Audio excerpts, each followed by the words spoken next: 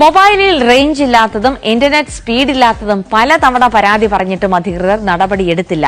ഒടുവിൽ സ്വകാര്യ ടെലികോം കമ്പനിക്കെതിരെ നിയമ പോരാട്ടം നടത്തി വിജയിച്ചിരിക്കുകയാണ് മലപ്പുറം കോഡൂർ സ്വദേശി എം.ടി. മുർഷിദ്.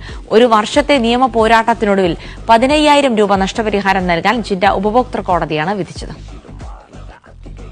സ്വകാര്യ കമ്പനിയുടെ സിമ്മിന് റേഞ്ചില്ലാത്തതുമായി ബന്ധപ്പെട്ട് ഈ കമ്പനിക്ക് നിരന്തരം പരാതി നൽകിയിട്ടും യാതൊരുവിധ നടപടിയുമില്ലാത്തതോടെ കോടതിയെ സമീപിച്ച് അതിൽ വിജയം കൈവരിച്ചിരിക്കുകയാണ് ഇപ്പോൾ ഒരു യുവാവ്. മലപ്പുറം കോഡൂർ സ്വദേശിയായുള്ള എം.ടി.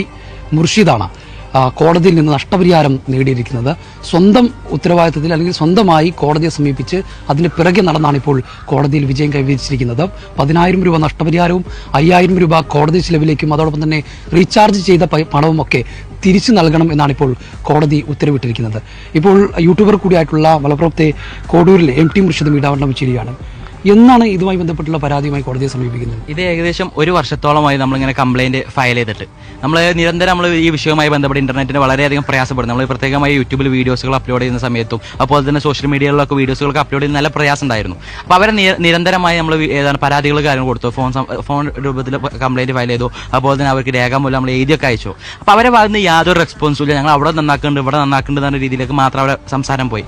അപ്പോൾ നമുക്ക് വളരെയധികം പ്രയാസമായി. ഏകദേശം 4-5 പ്രാവശ്യം അവർക്ക് ഫോൺ സംഭാഷണത്തിലൂടെ തന്നെ കംപ്ലൈന്റ് ഫയൽ ചെയ്തിട്ടുണ്ട്.